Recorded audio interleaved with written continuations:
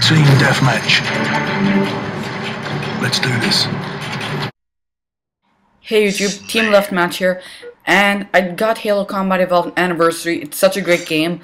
Actually, in my opinion, I guess there are some gameplay changes, aside from the obvious that they did add terminals and skulls, which are kind of really fun to look for, but for some reason feel as if that the physics have changed, and it's easier to get headshots, the melee is way better, stuff like that.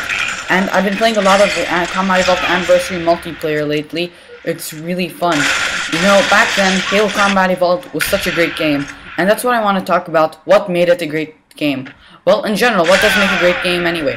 So, well, first of all, it's got to have a long campaign. Like, I don't want a really short campaign because, like, a lot of the times, games such as Halo, well, not really Halo, but some games rely on their campaign. So, if the campaign's really short, then, like, the game's pretty much worthless. But if it's long, like in Crisis 2's, and in Gears of War 3's, then they're really going to be entertained for a long time. And make sure that the story is really good. Not like some stupid Call of Duty story. Make sure it's really beautiful, like Halo's and Gears of War's. So, anyway, make sure it has a wide variety of game modes. Like, for example, matchmaking, campaign. Also make sure it has custom games and that they're split screen. Not everyone has online. And also make sure it has something like a little like survival mode, like where you don't really need to play with friends. Survival mode's really fun for people. It's a nice challenge to add, and like it really allows time to pass by when you don't want to play online. Also make sure that there's a wide variety of game modes.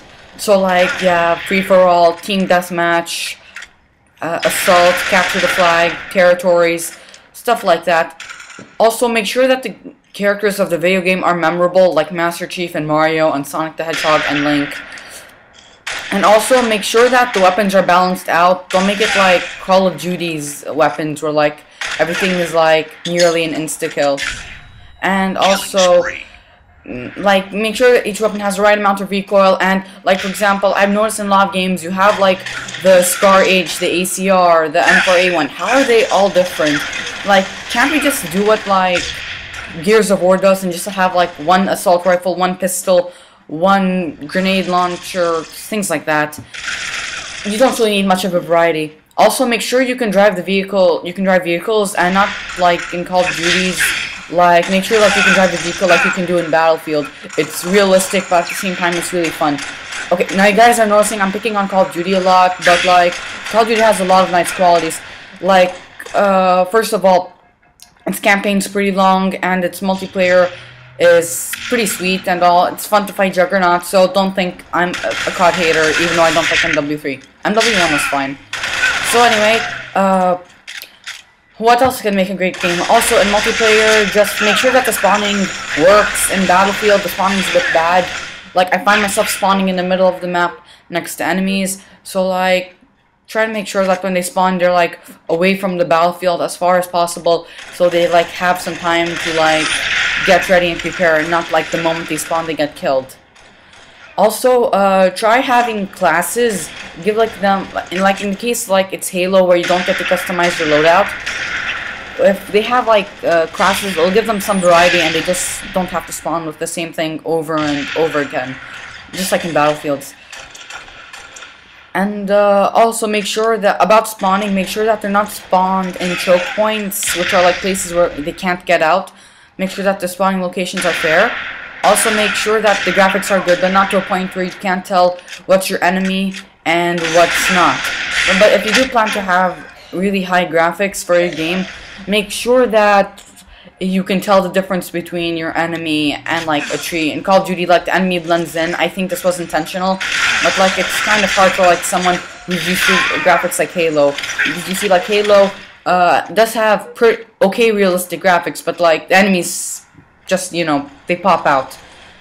And also make sure the maps are not too big or not too small of the game.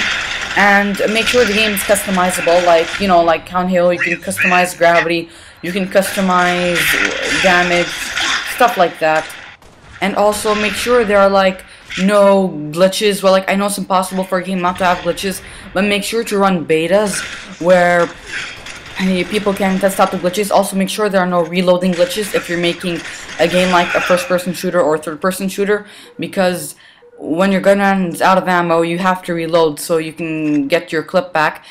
And if there are reloading glitches, well, then your gun's pretty much useless. You're pretty much stuck. And also make sure there's no delay, like there's no like spawning delay, there's no delay between presses of buttons.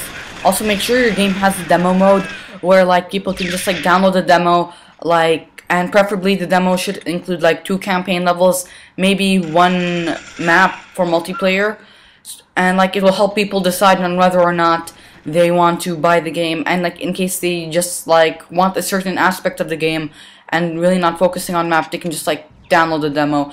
And make sure the game has lasting appeal, and make sure it's like friendly when you don't have internet. When some games like Call of Duty, they rely on their multiplayer, and if you don't have online, the game's useless. So make sure that there are some aspects where they don't need online multiplayer to play. So anyway, if you're thinking about working in game development, make sure you watch this video. And in the comment section below, I urge you guys to write down some tips to video game developers on what makes their game really great. So, this is Team Deathmatch signing off.